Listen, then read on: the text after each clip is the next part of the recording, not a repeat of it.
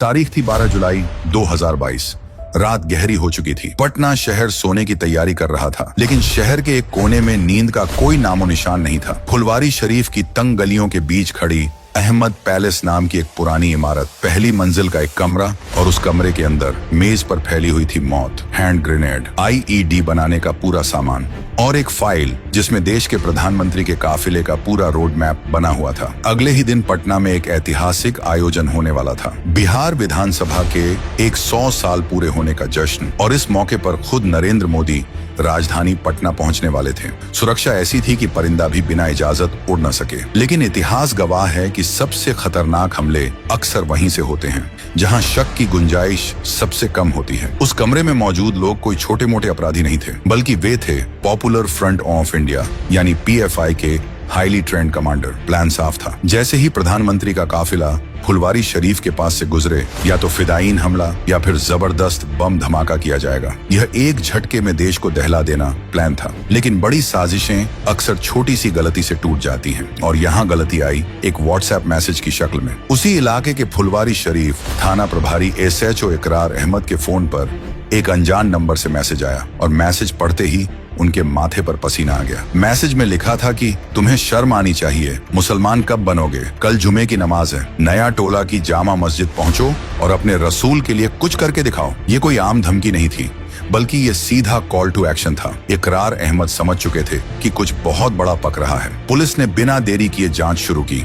जैसे ही टीम सुराग मिलने पर अहमद पैलेस पहुंची, और जो उन्हें मिला उसने सिर्फ पटना पुलिस ही नहीं बल्कि पूरे इंटेलिजेंस सिस्टम को हिला दिया। 2 लोग मौके से गिरफ्तार हुए, जिनके नाम थे अथर परवेज और मोहम्मद जलालुद्दीन। जलालुद्दीन कोई आम शख्स नहीं था, वो झारखंड पुलिस का रिटायर्ड दारोगा था, यानी जो कभी कानून की रक्षा करता था, आज उसी कानून को उड़ाने की साजिश रच रहा था। लेकिन असली झटका अब आना बाकी था। सर्च ऑन ऑपरेशन के दौरान एक 7 पेज का डॉक्यूमेंट बरामद हुआ, जिसका टाइटल था India 2047 towards rule of Islam in India. ये कोई पर्चा नहीं था, बल्कि ये एक ब्लूप्रिंट था, भारत को तोड़ने का रोड मैप। इसमें साफ लिखा था कि साल 2047 तक, जब भारत आजादी के 100 साल मना रहा होगा, तब तक इसे इस्लामिक राष्ट्र में बदल देना है। लाइनें थीं, कायर हिंदुओं को उनके घुटनों पर लाना है, संस्थाओं के अंदर घुसपैठ करनी है, अपनी समानांतर सेना खड़ी करनी है। और मामला यहीं नहीं रुका।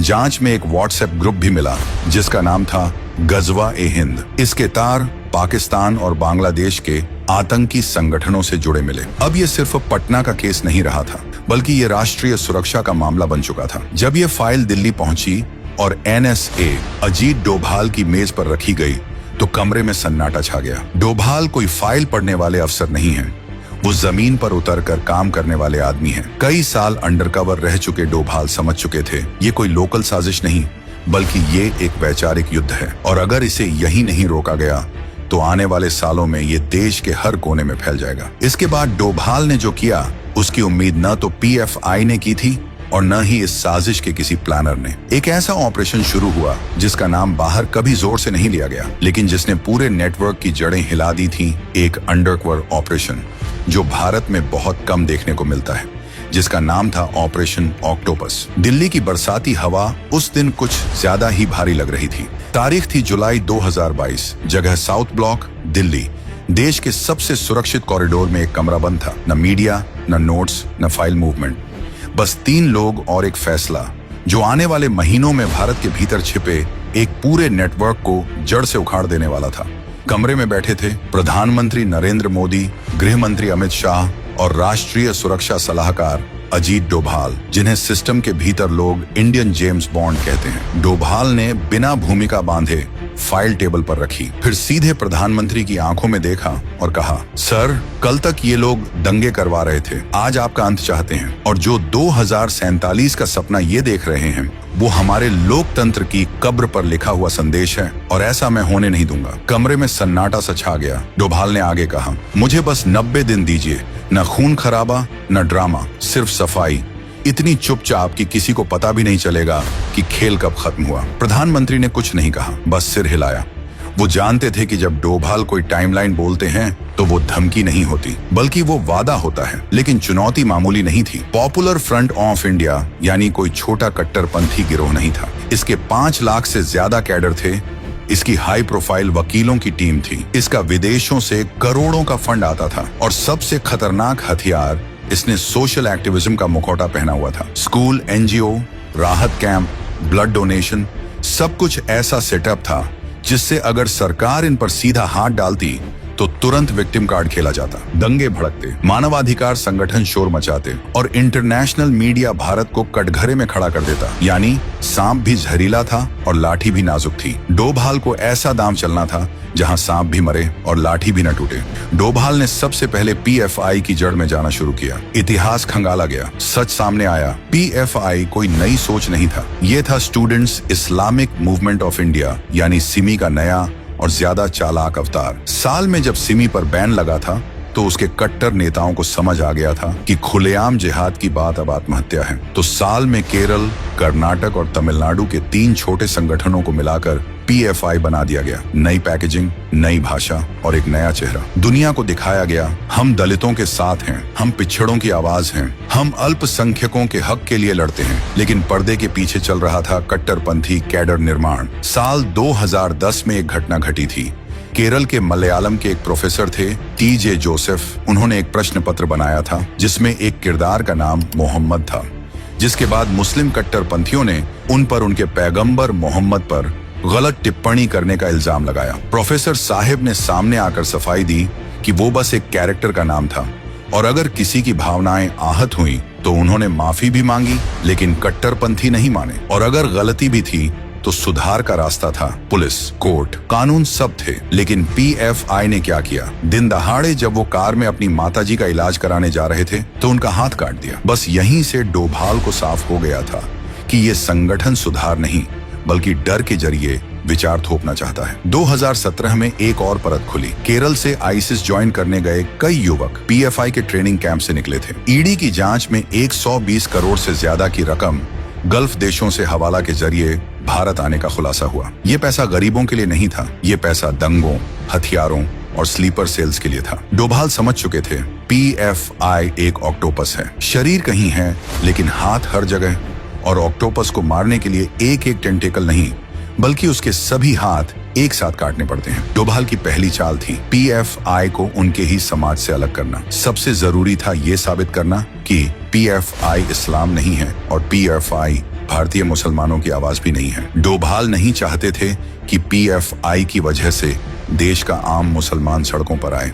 जिनके नाम का इस्तेमाल कर ये लोग आग लगा रहे थे, उन्हीं को सबसे पहले इस आग से दूर रखना था। रणनीति साफ थी, पहले नैरेटिव तोड़ो, फिर नेटवर्क काटो और अंत में कानून से सफाई करो, बिना शोर, बिना दंगे और बिना अंतरराष्ट्रीय तमाशे के। और यहीं से शुरू होता है वो ऑपरेशन जो इतिहास में दर्ज हुआ एक ऐसी कार्रवाई के रूप में जिसमें गोली नहीं चली लेकिन पूरा सिस्टम ढह गया। दिल्ली की एक शांत शाम, लेकिन अंदर खाने देश की सबसे बड़ी सफाई की उलटी गिनती शुरू हो चुकी थी। 30 जुलाई 2022, जगह दिल्ली। एक इंटरफेथ कॉन्फ्रेंस बुलाई गई। मंच पर देश के नामी सूफी संत, मुस्लिम विद्वान और अलग अलग इस्लामिक स्कूल ऑफ थॉट के प्रतिनिधि मौजूद थे। ये कोई आम कॉन्फ्रेंस नहीं थी बल्कि ये रणनीति का पहला वार था। और तभी दरवाजा खुला। कमरे में दाखिल हुए अजीत डोभाल। कोई भाषण नहीं, कोई धमकी नहीं, बस शांत आवाज और ठोस बात। डोभाल ने कहा, कट्टरपंथ किसी भी धर्म को मजबूत नहीं करता, वो सिर्फ उसे बदनाम करता है। और जो संगठन धर्म के नाम पर नफरत फैलाते हैं वो धर्म के अपने नहीं बल्कि धर्म के दुश्मन होते हैं। घंटों की चर्चा के बाद एक ऐतिहासिक प्रस्ताव पास हुआ जिसमें तय हुआ कि पीएफआई जैसे संगठन इस्लाम का प्रतिनिधित्व नहीं करते, वे इस्लाम के दुश्मन हैं। यहीं डोभाल ने पीएफआई के पैरों के नीचे से उनकी सबसे बड़ी ताकत यानी उनकी सोशल वैधता खींच ली। अब दुनिया की नजरों में पीएफआई मुस्लिम संगठन नहीं रहा बल्कि अब वो खुलकर एक कट्टरपंथी गुट बन चुका था। और ये था डोभाल का मास्टर स्ट्रोक। अब बारी थी ग्राउंड वर्क की। डोभाल ने आईबी और रॉ को कुछ साफ निर्देश दिए, जैसे पीएफआई के हर बड़े चेहरे पर नजर रखी जाए। वो किस वक्त सांस नाक से ले रहा है या मुंह से, इसकी भी जानकारी उन्हें चाहिए। कौन क्या खाता है, कहाँ सोता है, किससे व्हाट्सएप पर बात करता है, कौन सा नंबर बदलता है, किस मस्जिद में जाता है। हर मूवमेंट, हर क्लिक, हर कॉल रिकॉर्ड में होनी चाहिए। इसी दौरान डोभाल चुपचाप केरल के कोची और महाराष्ट्र के कुछ इलाकों में पहुंचे। कोई सुरक्षा काफिला नहीं, कोई मीडिया नहीं। देश का एनएसए खुद ग्राउंड जीरो पर फील्ड मार्शल की तरह प्लानिंग कर रहा था। अब आखिरी चरण था। तारीख थी 21 सितंबर 2022। रात का वक्त था। जगह दिल्ली का एक सेफ हाउस। कमरे में मौजूद थे NIA ED चीफ और 15 राज्यों के पुलिस प्रमुख। यही थी फाइनल मीटिंग। डोभाल ने दीवार पर लगे नक्शे की ओर इशारा किया। नक्शे पर 93 लोकेशंस मार्क थी। डोभाल ने कहा, कल सुबह सूरज उगने से पहले PFI का इकोसिस्टम खत्म हो जाना चाहिए। एक भी गोली नहीं चलेगी। शांति से उठाओ और गायब कर दो। मिशन इतनी गोपनीयता थी कि जमीनी पुलिस को भी अपने टारगेट के बारे में आखिरी 1 घंटे में बताया गया, क्योंकि डर था कि लोकल सिस्टम में PFI के मुखबिर भी हो सकते हैं और इंटेलिजेंस की दुनिया में एक छोटी सी लीक पूरा ऑपरेशन डुबो सकती है। 22 सितंबर 2022 सुबह करीब 4 बजे देश भर में एक साथ NIA की गाड़ियां निकली। केरल में PFI चेयरमैन ओए सलाम के घर दरवाजा तोड़ा गया। वो हक्का बक्का रह गया। उसे लगता था कि वो अजेय है। दिल्ली में परवेज अहमद अपने बेडरूम से उठाया गया। कर्नाटक, तमिलनाडु, UP, बिहार, हर जगह एक ही सीन। नेता अभी नींद से आंखें मल ही रहे थे कि हथकड़ियां उनकी कलाई पर कस चुकी थी। पहले ही दिन 100 छाहा PFI के बड़े मगरमच्छ जाल में थे। अब असली खेल शुरू हुआ। लैपटॉप, मोबाइल, हार्ड डिस्क, जो डेटा निकला उसने डोभाल के हर शक पर मुहर लगा दी। RSS के बड़े नेताओं की हिट लिस्ट, 2023 की शुरुआत में देश में बड़े धमाकों की प्लानिंग, देश के कई शहरों में स्लीपर सेल्स की पूरी मैपिंग, ये सभी देख NIA की टीम भी हैरान रह गई। PFI को लगा कि ये एक रूटीन रेड है। उनके समर्थक केरल और तमिलनाडु में सड़कों पर उतर आए। बसें जलाई गईं, पेट्रोल बम फेंके गए, हिंसा फैलाई गई। उन्हें लगा कि सरकार डर जाएगी, लेकिन वो भूल गए थे सामने कौन खड़ा है। अजीत डोभाल। डोभाल ने 5 दिन इंतजार किया। PFI को लगा कि तूफान थम गया। उन्हें क्या पता था कि ये तूफान से पहले की खामोशी है। 5 दिन की खामोशी थी। सड़कों पर शोर कम हो चुका था। PFI के समर्थकों को लगा कि सरकार थक गई है, अब सब सामान्य हो जाएगा। लेकिन यही उनकी सबसे बड़ी भूल थी, क्योंकि अजीत डोभाल कभी तूफान के साथ नहीं आते, बल्कि वो तूफान से पहले सन्नाटा पैदा करते हैं। 27 सितंबर 2022 रात का समय था, जब ज्यादातर देश सो रहा था, लेकिन तभी ऑपरेशन ऑक्टोपस एक बार फिर जिंदा हुआ। Second phase. इस बार निशाना वे लोग थे जो सामने नहीं दिखते थे, लेकिन दंगों की चिंगारी वहीं फूंकते थे। सेकंड लाइन ऑफ कमांड, वो चेहरे जो पहले पर्दे के पीछे थे और अब अपने गुरुओं के पकड़े जाने के बाद खुद को सुरक्षित समझ रहे थे। शाहीन बाग, मालेगांव, केरल, कर्नाटक, तमिलनाडु, एक बार फिर दरवाजे टूटे, सायरन गूंजे और हथकड़ियां लगने लगी। 170 से ज्यादा नई गिरफ्तारियां। अब PFI के पास न सिर बचा था, न हाथ और न ही पैर।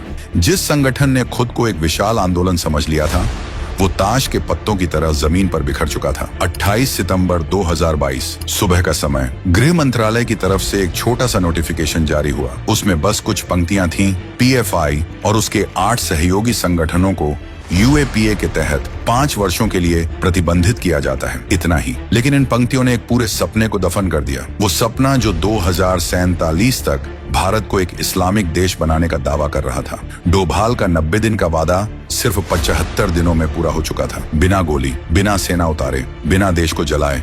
दोस्तों, ऑपरेशन ऑक्टोपस को सिर्फ पुलिस रेड समझना इस कहानी के साथ नाइंसाफी होगी। ये ऑपरेशन था भारत की आत्मा को बचाने का। इसमें शामिल थी प्रधानमंत्री नरेंद्र मोदी की राजनीतिक इच्छा शक्ति, गृह मंत्री अमित शाह की प्रशासनिक ताकत और अजीत डोभाल की वो कूटनीति जो किताबों में नहीं पढ़ाई जाती। और सबसे अहम, हजारों गुमनाम पुलिसकर्मी, इंटेलिजेंस अफसर और जांच अधिकारी जिन्होंने अपनी जान हथेली पर रखकर ये काम किया। जरा सोचिए, अगर इंडिया 2047 वाला प्लान किसी को पता ही ना चलता, अगर वो स्लीपर सेल्स समय पर एक्टिव हो जाते, अगर बड़े धमाके 2023 की शुरुआत में हो जाते, तो आज हमारा देश किस मोड़ पर खड़ा होता। भारत एक सेकुलर देश है और उसे वही रहना चाहिए जहां हर धर्म, हर जाति, हर समुदाय बराबरी से सांस ले सके। लेकिन जब कोई अपनी आजादी का इस्तेमाल दूसरों की सुरक्षा छीनने के लिए करने लगे, तो वहां कठोर फैसले लेने पड़ते हैं। ऑपरेशन ऑक्टोपस हमें यही सिखाता है। आज PFI फाइलों में बंद है, उसके दफ्तरों पर ताले हैं, उसके नेता जेल में हैं, लेकिन कहानी खत्म नहीं होती, क्योंकि दुश्मन अपना नाम बदल सकता है, झंडा बदल सकता है, चेहरा बदल सकता है, इरादा नहीं। इसीलिए सतर्कता ही सबसे बड़ी सुरक्षा है। जाने से पहले एक बार कमेंट में जय हिंद लिखकर अजीत डोभाल और हमारी एजेंसियों का हौसला जरूर बढ़ा दीजिए। जय हिंद, जय भारत।